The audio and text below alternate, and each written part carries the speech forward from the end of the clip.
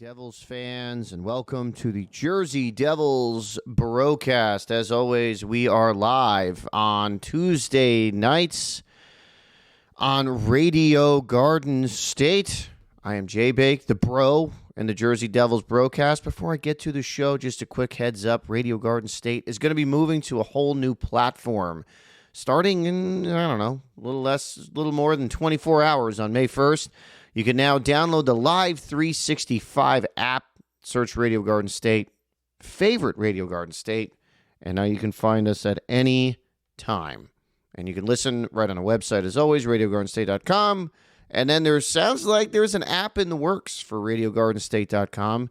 And as always, available on Audacy and Radio.net. So you got plenty of ways to tune in wherever you are.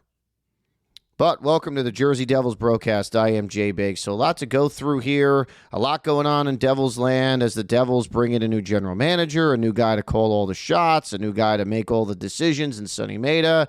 We had that all of last week with the Sonny Meta Day, Tuesday. Then put that up on YouTube. Thanks for everybody for listening to that. I'll be putting every show up on YouTube, usually within 24 hours of putting it up. So, Right now I'm watching the Boston-Buffalo game. Hoping Buffalo moves on. I think that's a great story. We're getting to maybe some playoff stuff. But tonight we're going to be talking a whole lot of Sheldon Keefe. Going to be talking about Brady Tkachuk rumors. Going to be talking about all of those cool things that have been going on with the Devils. And maybe some player grades too, like Nico. I think will be highlighted tonight. And we will go into that. So, a lot of decisions for Sonny Meta to make this offseason. I think none bigger than the head coach. I will say this as a very upset, angry Mets fan, and I could probably do a 3-hour show of just blasting the New York Mets organization. I'm not. I could, but I'm choosing not to. I think, the decision to keep Carlos Mendoza in the offseason when they're claiming they want a culture change and turning the page and doing things differently, this and that. It's kind of hard to do that when you keep the coach or the manager around. And I'd say that's kind of my point with Keefe, and we're kind of tie this all in a minute. But Sheldon Keefe, should he stay or go? He was at the Sonny Meta press conference, and as many have pointed out, even though Meta stated that, he's going to evaluate every aspect of the organization as he should, and that's what we all want him to do. If Keefe was in danger of losing his job, would he have really been there? Maybe he's just trying to be a good sport, be professional, do the right thing. He's still the head coach. He's going to show up and be supportive. Or maybe he knows, I'm here in the long run. I should really be here at this press conference. I'm part of the solution here. I'm still part of this organization moving forward. It would be kind of surprising to see him get let go. I would be surprised, I guess, to see him get let go after all of that. So we will see. But the positives of keeping Sheldon Keefe around. I've been seeing this debated all over Facebook, Instagram. As always, Devils fans are the best at arguing with things. And I argue with them as well. I'd say one of the things is that post-Olympic break and how well they played. Now, the caveat here is two things. One, Jack Hughes played some of the best hockey we've seen him play. Is that really did they win because of Sheldon Keefe, or did they win because Jack Hughes played out of this world?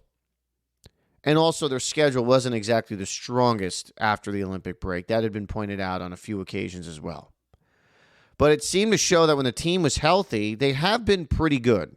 The Devils, the first month and a half of the season, were the best team in hockey, or one of the best teams behind Colorado, and beat Colorado, if you remember. Last year, they were one of the best teams in the league through the end of December. And it seems that when this team is relatively healthy and their main guys are in the lineup, their core guys, Nico, Brat, Jack, or all three are playing, the results do speak for themselves. And is that really on Sheldon Keefe that when Jack goes down specifically, the wheels completely fall off? I think to a degree it is. But if you took Nathan McKinnon off the Colorado Avalanche, they would come back down to earth. If you look at Alexander Barkov not playing for Florida this year and what that did to the team, and that's a pretty good team that just won 2 Stanley Cups.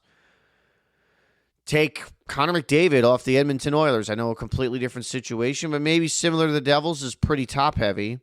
take McDavid and take him out for 2-3 months. See what happens in Edmonton. I mean, I think really the best teams in the league, you take their best offensive weapon out of the lineup and then have them come back with basically one working hand. It's not going to be the best record in the highlight of the season. So is that on Keefe then that they struggled during that time? I've pointed out in the past, as many others have, that, systematically maybe things needed to change. They try to get too defensive when this team isn't built for that. They try to play a style that didn't work for them. Like they're a rush offense team, and they have been now for a few years, and seemed like they tried to be a little bit more balanced attack, and that just didn't really pan out. And who knows, maybe that came from the top and didn't come from Keefe, period. And maybe that's part of the evaluation here of why were these decisions made? Why were these changes made? Were you trying to play a more defensive style because you lost Jack and you're trying to make up for that, thinking we're not going to win with rush offense, we just lost Jack Hughes? Okay, I understand. But it didn't work, and it wasn't working for a while. And then I think you have to look at what are the alternatives. Everyone wants to fire everybody. Like right now, Carlos Mendoza with the Mets, a big reason why it might make sense to let him go is because you can just go pick up Alex Cora if he wants a job right now. There's some options out there that you can argue are better than what the Mets have right now. It's better than Mendoza. There are options out there right now that are better than Sheldon Keefe. I think that's a good question to ask, and we have to be honest with ourselves here. I think as fans, we tend to live in a vacuum or an echo chamber where we're all going to hear fire him, get rid of him, toss him. Well, look around the league. Who's available? It doesn't seem like there's really any obvious candidates that are just, how can you pass up on this guy? The only guy I thought of, and I've been advocating for a while, was Pete DeBoer. I thought he'd make sense. His track record in the league and how he's been able to get the most out of veteran teams. What he did with the Devils, what he did with San Jose, what he did in Dallas and Vegas, making conference finals, winning in some different styles too. Now, I think he has been a little bit more of a heavy forecheck team, a little bit of a heavier team, period. The DNA of the San Jose Sharks, and I think it was 2016 when they went to the finals, is very different than the Devils in Dallas and Vegas. And the Devils of 2012 obviously were different. But DeBoer strikes me as the type of guy that could come in and put a system together with this team that works for this team, and he can still do it well. But it's a moot point now because he's with the Islanders for the foreseeable future. So he's gone. Tortorella, which... talk about a lightning rod. Some fans would love to have him, some don't. I'm not so sure he would have been a fit, but doesn't matter. He's gone anyway. Bruce Cassidy is the candidate right now who's out there. He's currently doing intermission stuff for TNT in the playoffs. But as it's been noted in the past, Cassidy is a defensive-first coach. Balanced kind of attack guy. He's also a fairly strict coach, which I kind of like a little bit more often than not. But is that what this team really needs? Obviously, I don't have the answer. I'm not in the locker room. But is that the guy that's the best fit that will get the most out of these types of players? And I'm not so sure he's a fit. Lavioletta's out there. And I'm sure he'd have a great first season. But as has been noted in the past, Laviolette with the Rangers, a little bit with Nashville. Didn't do well in Washington. It's been a while since he's had a real good run as a head coach. Though with the Rangers, again, President's Trophy winners and went to the conference finals his first year. But second years haven't been great. He hasn't aged well as a coach. You bring in a guy like Laviolette, or you just, all right, we're bringing him in to turn things around next year. And, you kind of know things might go south afterwards. But I don't know. I don't know what the particular situations were in all of those teams. I think the Rangers with Laviolette, it's a little unfair considering how Chris Drury handled things. It made it very difficult for Laviolette to do his job and get the most out of a team when it seemed like they were about to start burning the whole thing down. But I'm not so sure there's an obvious alternative out there other than maybe some guys that are up and coming that I couldn't really tell you about. So in saying that, are you then better off keeping Keefe? I think as I'm watching this game tonight, Buffalo had a surge this year under Lindy Ruff, who might win the Jack Adams Trophy this year and probably should, frankly. He almost won it. I don't know if he won it in 23 with the Devils. I think that was Cassidy. But, I mean, he did a hell of a job with the Devils in 23 when they had a good team. He has a great track record, period. He's probably going to be, he's borderline Hall of Fame coach. Certainly has the win total. He's just missing the Stanley Cup. Are the Devils better off after letting him go? I think you can argue they weren't. 2024 was goaltending was the problem, not really the systems or the team. And I can get on a whole other point about Fitzgerald bringing up in the offseason, post clean-out day about how, there were some attention to detail things that need to be addressed, which I kind of felt, well, why weren't they addressed when it happened? That's another story. But maybe Ruff really wasn't the problem. Maybe it was the front office. Maybe when Ruff went to Buffalo, now they have a more competent front office structure with the changes they made earlier in the season. Maybe that's kind of part of it. Maybe the Devils with a more competent front office. Maybe Sheldon Keefe is put in a better situation. The Devils are going to thrive, and they might be better off keeping him. And I think Lindy Ruff, I think I've heard a lot of people say it. I can't believe I'm saying I want Lindy Ruff back. I'm like, yeah, I know, but look at 2024. Was it really his fault, or was it the goaltending was the worst in the game, and nobody would have won with that? And last year with Keefe, I think you have to ask yourself, with all the injuries that have happened in the last 12 months to this team, would anyone have really done that much better? I'm not so sure. And considering the lack of really good candidates, I do think you have to be careful about letting him go because there might not be a better alternative. But in saying that, why I think they should fire him. Like I said earlier, referencing the Mets. If you want a wholesale change, you have to let go of the manager, in this case, the head coach. I just don't know how you can turn the page, bring in a new era, this is our new generation of Devils hockey. This is the new way of doing things. This is a new regime. This is a fresh start, yada, yada, and not let go of the head coach, even if it's not his fault. Like I think in the Mets case, similar to the Devils this year, Devils were first in the league at the end of mid-November. End of November, they were one of the best records in hockey. The Mets were the best team in baseball at the end of June last year, and then collapsed. And the Devils this year, yeah, they had some injuries, but it ended up basically being Jack Hughes, and then nobody else stepped up. And how much of that is on the coach? Is that, yeah, there needs to be a bit of a culture change here. That's kind of part of it. Maybe it wasn't all his fault, but the fact that guys like Nico and Meyer and Bratt and Mercer didn't necessarily step up offensively, didn't necessarily step their game up, period. The rest of the team maybe didn't rally around, yeah, we're missing one of our main guys, but let's show the hockey world that we can still win. How much of that is on the coach? And how much of that is just a culture and a mindset and a general vibe of the organization that I don't know really changes if you keep the coach around? I just don't see how that changes. You can change assistant coaches. You can change your goaltending coach. You can change your video coaches. You can change everything. But if the head coach is still there, I just don't know how much really the whole character of the team really changes. And Lamoriello certainly didn't hesitate to fire coaches, some of which Hall of Fame players, Hall of Fame coaches. Gave Herb Brooks one season, the legend Herb Brooks, 1 year with the Devils, then he was out, replaced with Jacques Lemaire. And with Lemaire's case, they brought in a guy that fit the DNA of this team, which was defense and tough to play against and attention to details in your own zone. We don't really need a lot of goals to win. We just need 2 or 3, even though they scored a lot in 94, and they don't get enough credit for that. That's a whole other thing I won't get into.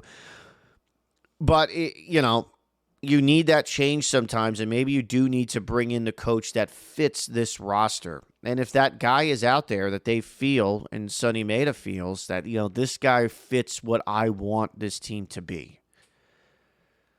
And I look at the roster right now, I see this as a fast team that's aggressive, a fast team that should be forechecking hard, a team that should have that type of tenacity and bite in their play in the offensive zone. And you need to bring in a guy that's going to do that. I don't think this is a team that we're gonna play from the back end out. This just doesn't look like that right now. And if that's what they want to do, then they're going to have to do a full-scale DNA change of this roster, which would include trading several core players to really switch this around.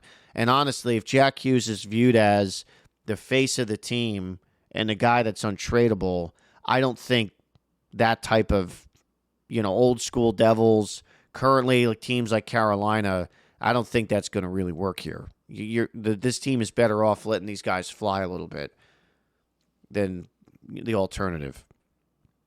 And again, like I said before, look at the Mets. I don't know if this is all Mendoza's fault necessarily. Maybe he's been hitting the right buttons, but you can push the right buttons and the machine is not responding to the operator. And once in a while, you need a new operator to come in and switch it up. And then maybe the machine will respond a little bit.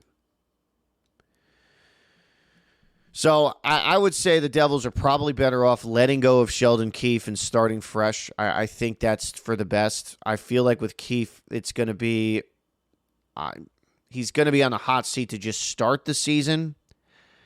I think if you had some playoff success, maybe if last year was much better, if this year they made the playoffs in spite of their horrible mid part of their season and showed some fight, it might be a little bit different, but they missed the playoffs. They had a horrible season. And I just don't know how you can keep the coach around. We'll see. And again, sometimes if you're in a rebuilding situation, you can deal with that. But this is not rebuilding anymore. The Devils are in win-now mode. If you're in win-now mode, you need to bring in a coach to win now. And I'm just not so sure Keefe is that guy right now. He'll get a job really fast in this league. I just don't know if he should stick with the Devils. So those are my thoughts on the Sheldon Keefe situation right now. And I'll just, one more thing with that. I don't think he's going to get fired. I actually think he's going to stay. So I'll stick with that. I'd let him go, but I think he's staying. So moving on. The other big hot topic in Devils land right now, you hear all the rumors. It's been going on for a while. I think it picked up some steam after the Olympics. It was Brady Tkachuk. Now, I've been on the show saying many times, I love Brady Tkachuk. I love him with the Devils. I believe he lives in Red Bank, I heard. Honestly, I don't really want to know where he lives. I think that's a creepy level of fandom that I just can't get myself to, that, I should be put on some sort of watch list if I know that. But from what I saw in comments on Facebook was that he lives in Red Bank, and apparently, he has an expanding family, and he plans on raising his family down at the Jersey Shore. So I think Brady Tkachuk would love to play for the Devils. Would make a lot of things easier. Now, as we all know, the wives tend to make a lot of decisions, though we all pretend that they don't. I would think she would want, Brady close to home here, too. It'd make their family life much easier and probably a lot better. So it makes some sense for Brady in a practical, everyday standpoint that we could all understand. But I also think career-wise, the Ottawa Senators got swept by Carolina. Tkachuk did not have a great series here, though he did play. He did have a strong series last year. Tkachuk had a bit of an injury-riddled season, though he still put up some pretty decent numbers.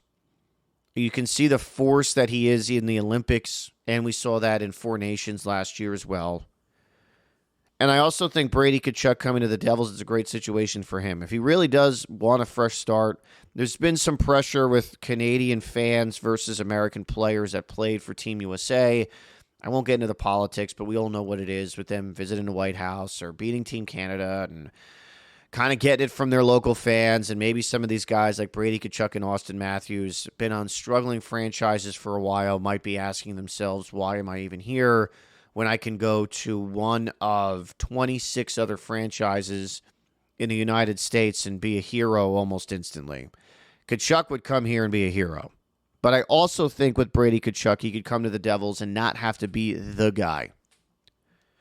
Because you have Nico Hischier and Jack Hughes. Those are your two guys that fit that the guy. Jack is becoming the face of the franchise. Brady doesn't have to be that. You already have a captain in Nico Hischier who's well-respected and many say is a great captain. He doesn't have to come here and be the captain. All he has to do is come here and just be Brady Tkachuk. Maybe that's what he needs in his career. I think a lot of guys do. I think you have all-star, superstar players that are better off as your number 2 or number 3 guy, not your number 1 guy. And maybe that's the case with Brady. I mentioned that on Facebook. I think it was misinterpreted a little bit as I was saying he's a third line forward. Not at all. But he would be your third best forward behind Jack and Nico. And if you can pull a trade off without having to move a guy like Bratt, then he actually could argue he's your fourth. Because many would tell you that, yeah, Bratt and Brady Tkachuk are very completely different players, but Bratt has a better skill set overall than Brady does. Tkachuk brings a lot of the other things I'll get into in a minute, but, Bratt, those are pretty two equal players there, that Tkachuk might even be your fourth best forward on this team. So now you're bringing in a guy who's a 70-ish point player as essentially your, kind of your third or fourth best player on your team, which puts you in a very good position, which I think, most teams would envy. Brady Tkachuk is your fourth best forward on your team. I don't think many teams have that or have that problem. He had 59 points in 60 games. Great Corsi 4 numbers still, which he has, I believe, last year too. 162 hits. His 82-game average is 31 goals, 36 assists, and 66 points in 82 games. He can take face-offs and play down the middle a little bit. Actually, this year he had pretty good face-off numbers overall, which are very surprising, 57%. So if you want him to take draws and play on a line with Jack Hughes, that makes a lot of sense, which is what they did with Hall a few years ago. The face-off circle is still the only real offensive weakness in Jack's game. He's terrible at the draw. But Brady Tkachuk isn't that bad. 57%, won 175 faceoffs, so he's not necessarily a primary faceoff guy, not winning over 1,000 like Nico Hischier, but he takes a bunch, and maybe that's a good position for him to be in. Be a guy that can take some draws, take some pressure off of Jack and the player in the circle there, and then like they did with Halla, kind of Jack ends up taking over that centerman role, and then Brady goes to the wing. I think that would make some sense. Now, playoff-wise, yeah, he was a big goose egg this year, but last year he had 7 points in 6 games. He had 30 hits in 6 games. He makes a lot of sense, and I think Tkachuk brings the other things this team needs. Like we were talking about before, how guys weren't able to step up and maybe rise to the moment of losing Jack Hughes and what that means and who needs to step up and play better. It seems like Brady Tkachuk almost welcomes those things. Like you look at his attitude in the gold medal game in the Olympics, similar to Jack. Like he wants to be there and be on the ice for 60 minutes. And he's a super competitive individual. And that's an attitude this team could use. I know Fitzgerald mentioned a few years ago he doesn't want to have assholes on this team. I think you need to have a few. You don't want to have too many. You need to have the Claude Lemieux. And Lemieux, to me, is that comparison of he's just going to stir it up. Lemieux had to learn at times to toe the line a little bit and not take stupid penalties and put his team in a bad position, which is a weakness in Brady's game. But you know who else had that problem for years? Scott Stevens with the Capitals. Look at his penalty minute numbers in Washington are off the charts. And sometimes some maturity in your game and realizing, yeah, I can't do this. I have to stay level-headed here. I have this moment in the game right now. I have to just take my foot off the gas just a little bit.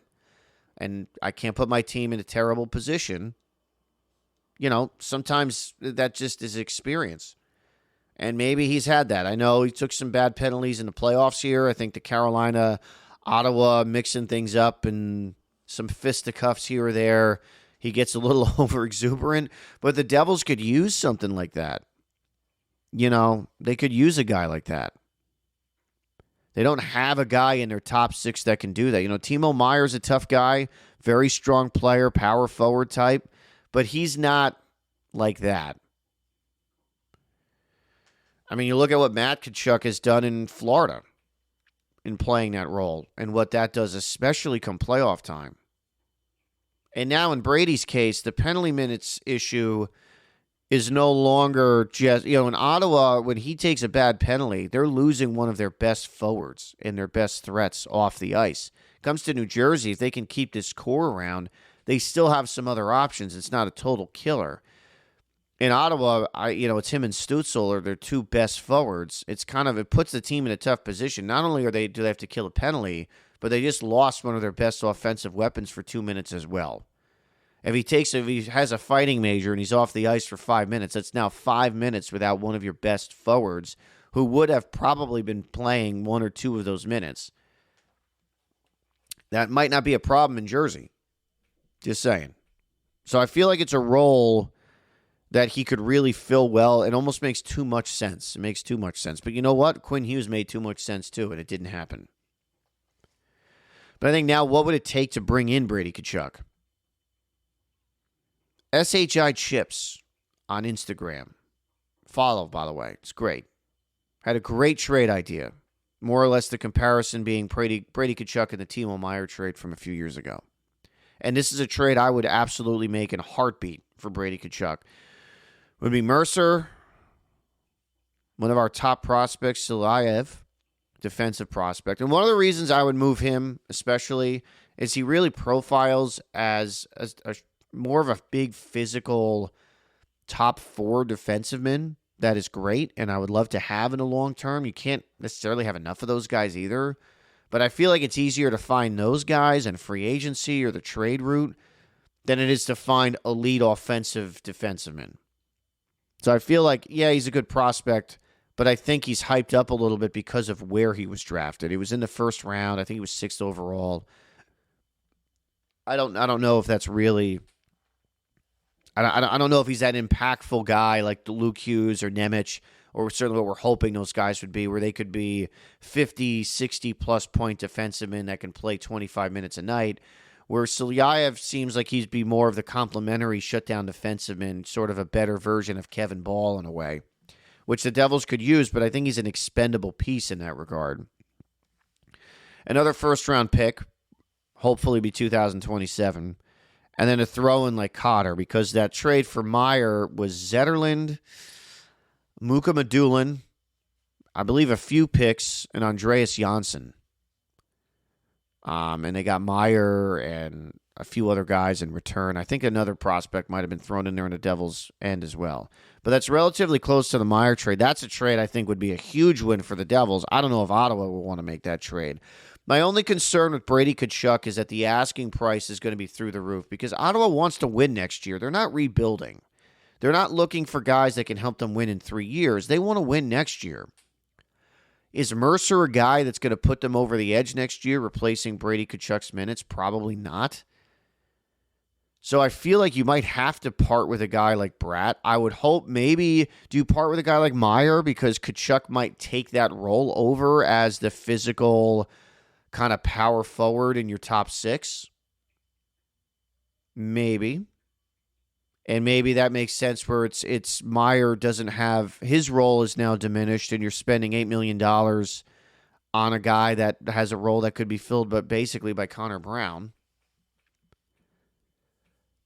But I'm not so sure that trade that I read, from SHI Chips is a good, is one that'll get it done. It's one I would definitely make. I would just be concerned about, I don't know what you're saying. Like, no, we want Jesper Bratt. We do Jesper Bratt and a pick for Tkachuk. And now that's a much different situation because Jesper Bratt, to me, is a core guy. But if there is an offseason to make a big move like that, it might be this one after the season they just had. But with that previous trade idea, your top 6 would look like Bratt with Hughes and Tkachuk, Meier, Hischier, and kind of have to fill in the blank there.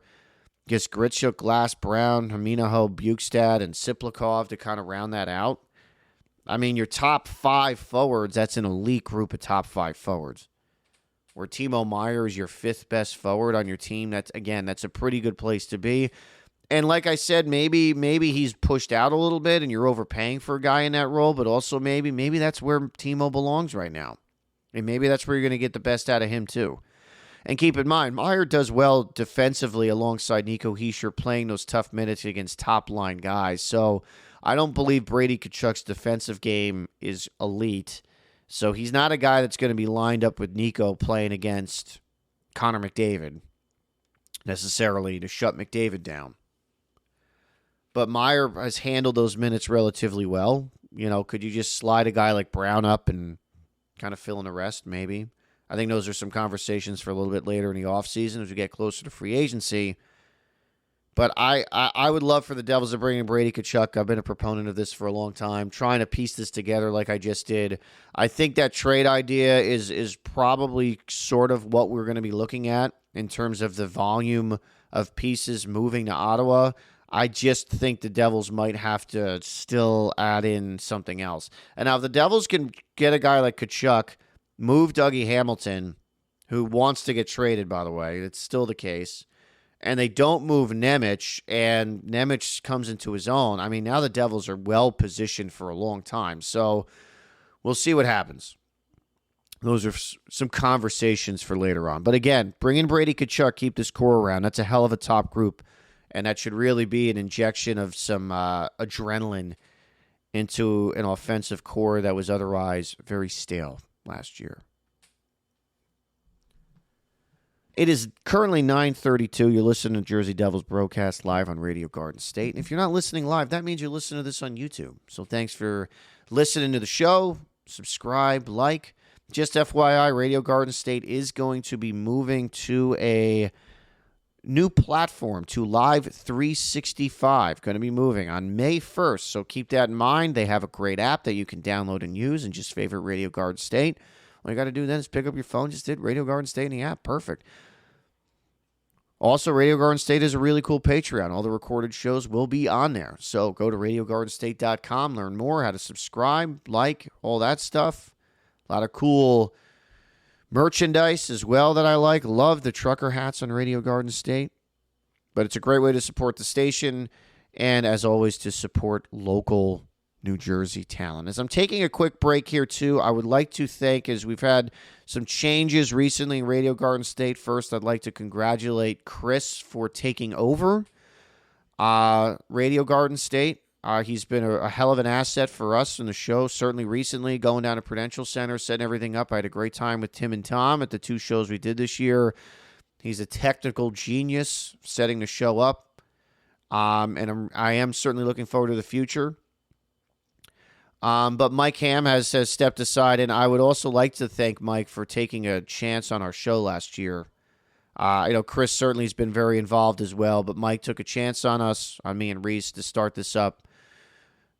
And, we did the game with him last year. I certainly wish him the best. Great guy. And, started Radio Garden State. I think it's a really cool channel, and looking forward to the future with that. But again, Live 365 taking over on May 1st for Radio Garden State. So go to the app, download it, like Radio Garden State. What's not to like?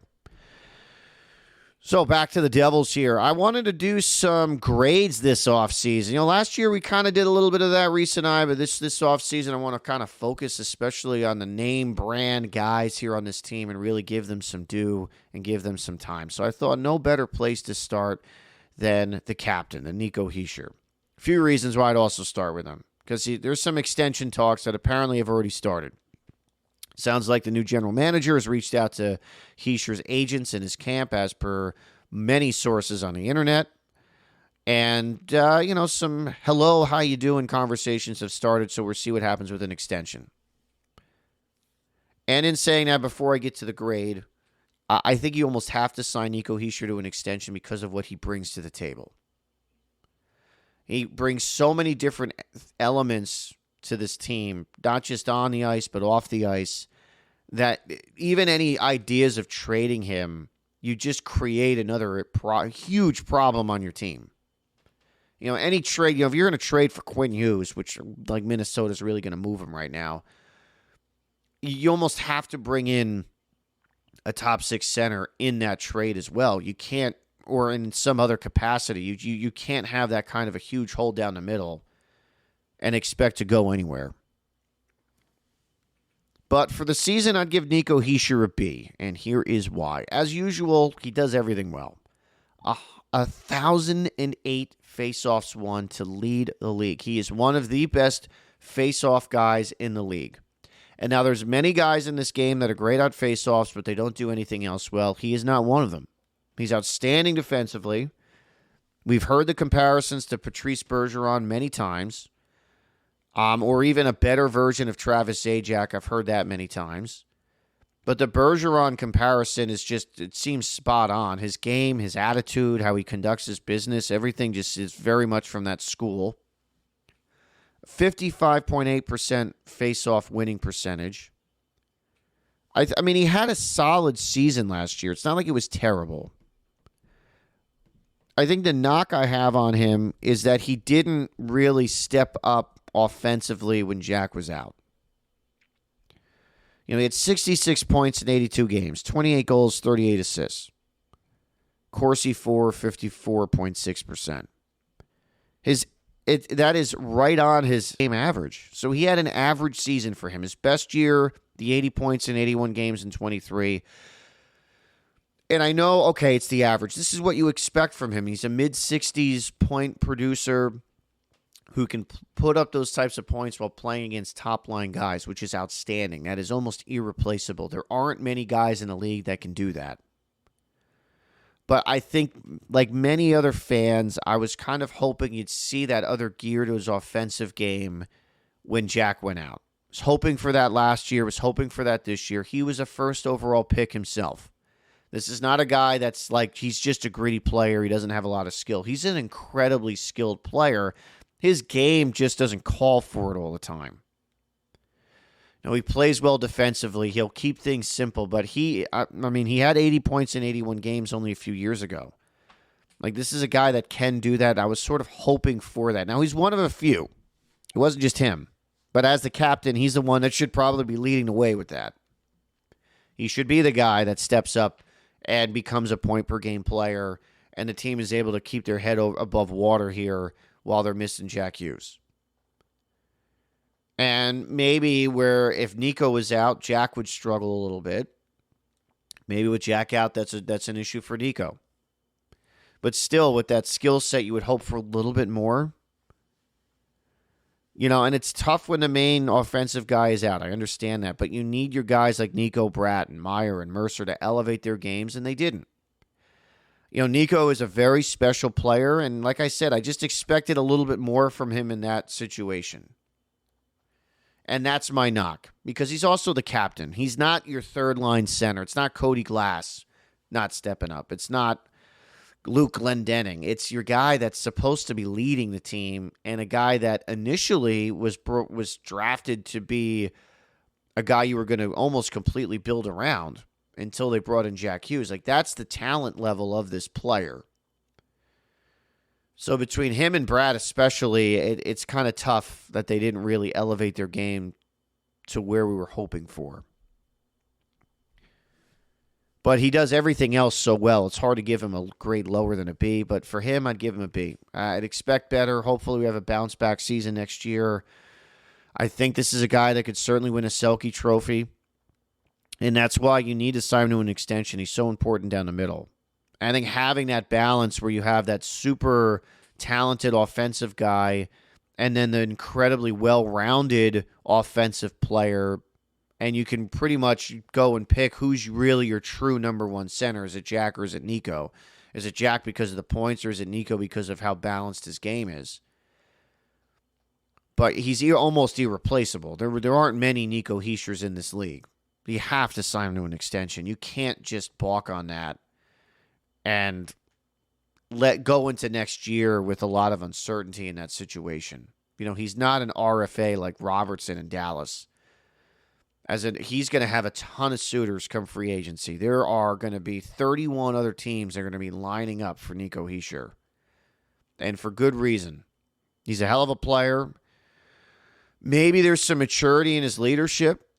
You know, he became a captain very young. I mean, Scott Stevens didn't just win a cup his first year as a captain. It took him a while. He became captain in New Jersey in 93, I believe. Won in 95. At that point, he'd been in the league for about 10 years. I believe he was a captain in St. Louis as well. I would say Jamie Langenbrunner was a very good captain. He was the captain of Team USA, for Christ's sake. I mean, the Devils, I don't think they made it past the second round with him as the captain. So, I mean, Scott Niedermayer is regarded as one of the best defensive players of his generation, was the captain of the team for a year, and the Devils lost in 5 to Philly. So the team results alone, I don't think, is just the only way to measure a captain. I think it's a lot of other things. Maybe the team's lack of fight and bite in their game. Could you attribute that to the captain? I think so. If you're going to do a pie chart of why that happened, I'm sure the captain is part of that, of getting guys focused. I liked a lot of what Nico said after the season with the locker clean-out day. I thought it was spot on. If guys aren't going to buy into how we're going to play here, then they got to go. I like hearing that. That's some accountability there and publicly, which I think means something. But there's still that extra gear to his game that we're waiting for. And I was hoping with Jack being out, we'd finally see that because he'd have no choice. But we haven't seen it. We saw it in 23. It'd be nice to see that extra gear come back. 80-point season next year. Win a Selke. Keep winning faceoffs. Incredibly important player to this franchise.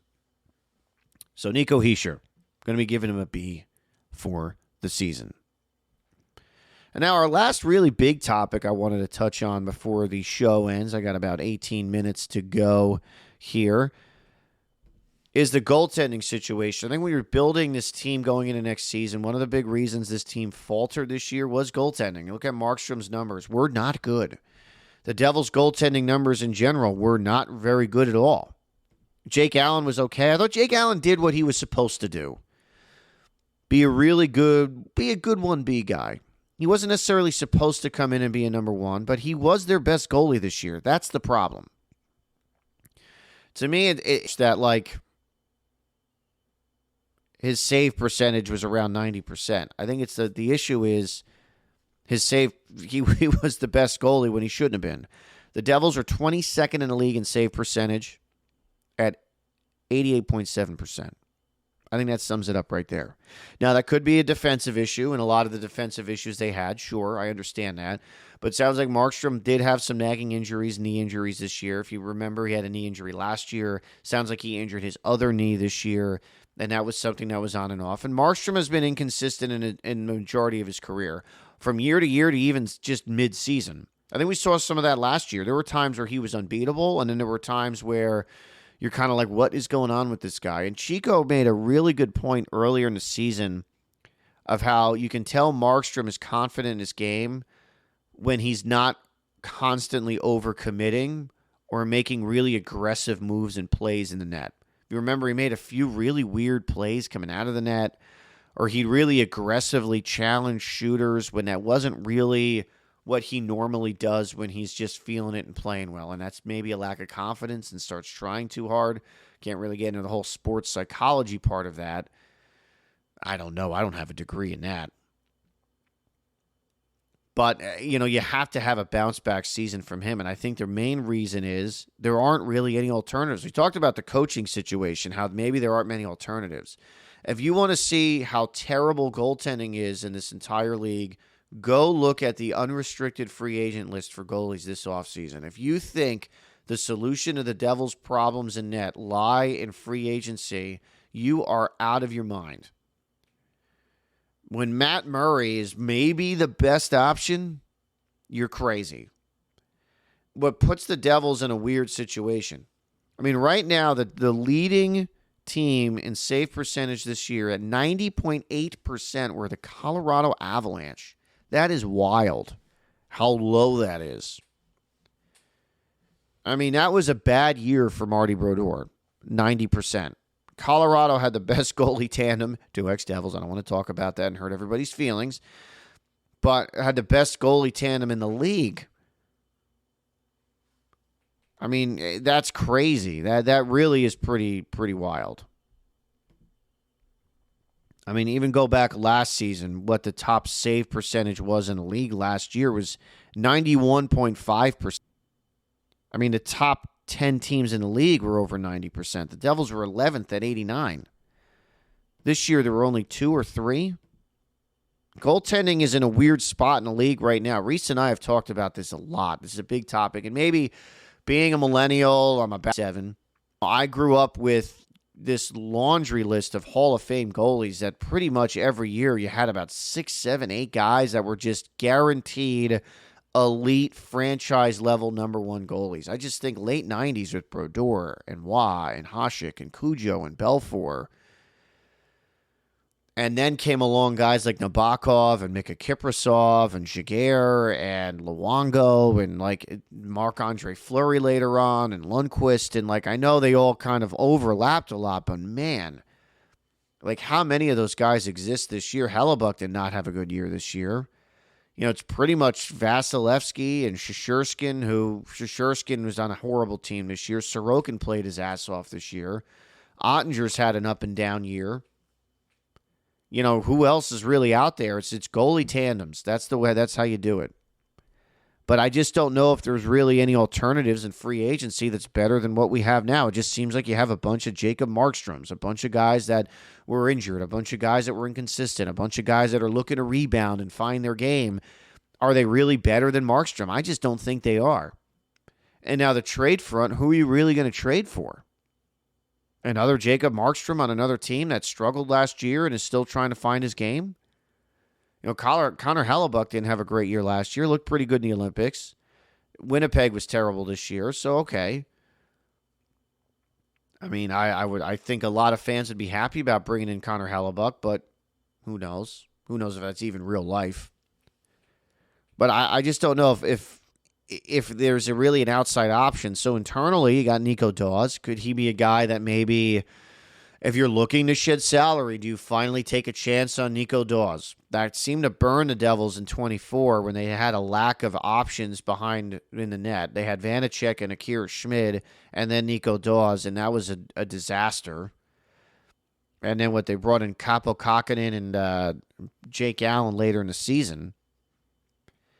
You know, Allen was solid last year. I thought he was everything he was supposed to be. A pretty solid goalie. And a 90% save percentage puts him in a pretty good spot in the league. You know, that's pretty crazy. Let's see right now. I'm going to look this up. Where was he at in save percentage this year? It's just, I mean, low those numbers are. It's pretty crazy. You know, it's pretty crazy. You know, Scott Wedgwood led the league with 92.1% save percentage. I mean, Jake Allen was 21st in the league in save percentage at 90.3. You know, yeah, I don't know if how many of these guys in front of him are going to be available. It seems like a trade is probably the best way to really solve this problem. Does a team like Minnesota, are they looking to maybe move on from Gustafsson? But they have such a great tandem with Wallstedt and Gustafsson. Is that something you want to move on from, or is that a strength, especially in a league where you need 2 goalies? You don't have a guy playing 78 games anymore like the Marty days. You're going to have your number 1 guy play 50, your number 2 guy play 32, your number 1 guy play, 45 games, and then your number 2 will play 37, essentially splitting it down the middle. So I just don't know if the options are going to really be out there to improve the goalie tandem on paper. I think it's going to come down to, are you going to look at Markstrom as a guy who might even be untradeable at this point, which is another reason why they might have to roll this back next year. There might be a trade of some kind, but it's going to be a salary cap dump with very little in return, like Palat for Siplikov kind of deal. And maybe then you roll the dice with Nico Daws, but I just don't know if that's what we're going to see. I think Nico Daws deserves a chance at some point. And when he's been in the NHL this year, and for the most part last year, his numbers have been solid. But is he better off in a situation where you have a legitimate number 1 goalie who's going to definitely play 55, 60 games, like one of those guys, versus a tandem? But even Marty Brodeur recently on the Corey Schneider, Brian Boyle podcast had talked about how this is a goalie tandem league now. You need 2 guys that are competent. You need 2 guys that can step up and play. So, I mean, and that's, I think, the thought with signing these two long-term, Markstrom and Allen, was that we're going to have that type of tandem here now in the long run for the next few years. Both very different contracts. Markstrom signed for another 2 years, I think at $6 million a year. Allen signed a very low AAV, but for the length for 5 years. I don't know. The goalie situation, I almost don't have an answer. I don't know if there are really any answers. I would love to hear from the fans. Comment on YouTube what you think some of the answers could be. I just don't know if we're really going to see them. A guy like Linus Ullmark, does he need a change of scenery? And maybe that's a situation where maybe they feel like with him and Markstrom, swap those guys. Maybe that could work. We're going back to Ottawa here, make the Brady Tkachuk trade even bigger. I don't know. But I think your best bet, honestly, right now, I might just roll the dice on Markstrom and Allen versus all the alternatives. And I love seeing fans talk about how, like, well, go sign a goalie. Yeah, but look at the list in free agency, man. It is grim. This might be one of the worst free agent goalie classes I've ever seen. There is virtually nobody that will make this team better. If anything, you can argue most of them will make them worse.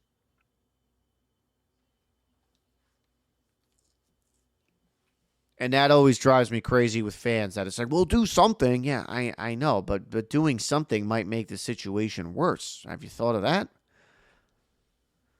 Well, do something. It's like, the meme of the guy poking the devil symbol. Do something, please. Like, well, the options to do something might suck. Have you thought of that? Has that crossed your mind? And I think that's where it's going to be with goaltending. I think there's going to be a lot of teams out there looking to improve their goaltending situation and running into the same problem. Maybe you don't see a lot of movement in the goalie situation, period, because there's just not a lot of options out there. Not a lot of options out there. So it's now 9:52. I'm starting to run out of time here. I got 6 minutes and 58 seconds left. So thanks for tuning in. As always, we are live on Tuesday nights. We're going to be going live until probably mid-July-ish, and then I will be taking a little bit of a hiatus until mid-September. We'll be back for training camp, but I fully intend on covering everything going on in Devils and Hockey Land in the playoffs. We're going to be doing some player grades leading into through the offseason. I really hope we have a very active draft day. That makes this show a lot easier to do. Active free agency, the same. That would be great. But we will be on. I will be here every Tuesday night, 9 to 10 o'clock on Radio Garden State. And then check out our YouTube channel, Jersey Devils Brocast on YouTube and Jersey Devils Brocast on Instagram and Facebook. Like, subscribe, follow, do all the above on all three. And check us out. Hopefully next year we'll be back at Prudential Center again. That was an awesome experience. One of my favorite things to do is go do the show at the Prudential Center, hang out in the press box. And also next year we will be seeing some improvements to Prudential Center as they start doing some renovations in the offseason. So definitely looking forward to that. Press box might be one of them. Former Devils writer Ryan Novozinski said that it was one of the worst press boxes in hockey. And I saw that the Hockey News actually did a ranking of the best food in the press boxes, and the Devils were 32nd. So maybe there are going to be some changes there that I might even be able to enjoy as just one of the common folk that just gets an opportunity to hang out up there, 2-3 times a year. So right now, I'm still watching the Boston-Buffalo game. It's tied at 1, third period, 7:30 to go. I will say, as I'm watching this game to close out the show, I'll talk about some active hockey going on right now, not off-season stuff. I really would love to see Buffalo go on a run here. I think that would be really exciting. I don't think there's a lot of great matchups in the East that's going to get people going, but I think Buffalo's the type of story that people are going to pay attention to and people are going to want to watch because they've been such a a struggling franchise for years. The greater story of Buffalo just being unable to win a professional championship, whether with the Bills or the Sabres. They've come close, like, the goal in 99 when Hull was in the crease and maybe should have counted. The Buffalo Bills making the the Super Bowl. Sorry, it's baseball season. I apologize. My other half of my brain is thinking about baseball. Making a Super Bowl, was that 4 times in a row and losing, and having Allen and being unable to get to the promised land, even when it seemed like they had a much clearer road there than they have in the past. I think it would be really cool for Buffalo. I think it'd be a great story in professional sports, and I think it'd be a really cool story in the NHL to have Buffalo just come out of nowhere and have this Cinderella run. And I will also say this, and this might piss off some Devils fans. I always really liked Lindy Ruff. I think he's a great coach. I think he got a bit of a raw deal here in Jersey. I think the goaltending completely failed that team in 2024. They made a change. I just don't think it was necessarily Lindy Ruff's fault. I thought it wasn't a style issue. I didn't think it was how they did the lines and all of that. I thought it was just their goaltending was atrocious. And they had to play perfect hockey and score a ridiculous amount to have any type of a chance of winning. And I think you wonder if Lindy Ruff stayed in New Jersey, how things might have changed and how they maybe would have done this year. But I think Buffalo's an exciting team, a team that's up and coming. They have been for some time. Great young players on this team. Guy Alexander Tuck, I'd love to see him on the Devils at some point, but I'm sure that price tag will be very high. They have some other guy like Rasmus Dahlin is a hell of a player. Owen Power is an incredible talent that's still trying to figure it out, but he's starting to come along maybe in a different way, kind of like Adam Larson was, where he wasn't necessarily the offensive force, but just became just this rock solid player. I don't know, Buffalo's an exciting team. Out west, though, I still don't like Minnesota because they stole Zach Parise from us, and it broke my heart. I was crying for days. But I think that would be a fun one, too, with Quinn Hughes and everything going on there. I know a lot of Devils fans wouldn't want to hear that either. I think they want the Wild to do terrible, and Quinn wants to leave and forces them to trade him to New Jersey. That's not going to happen. I think they're an exciting team. I think Minnesota versus Colorado could be a hell of a series. Dallas just doesn't seem to have it quite like they did last year. I know goaltending has been an issue for them. I think that'd be very exciting moving forward to see Minnesota go on a run and have some of the the most talented American players pushing into the playoffs.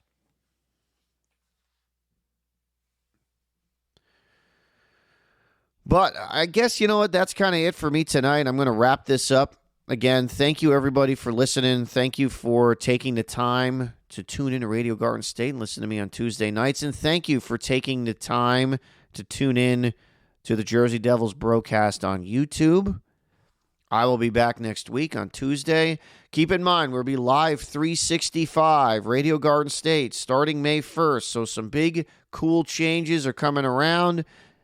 Please, please, please stay tuned. We got some cool things coming for you. Let's go, Devils. I'll see you all next week.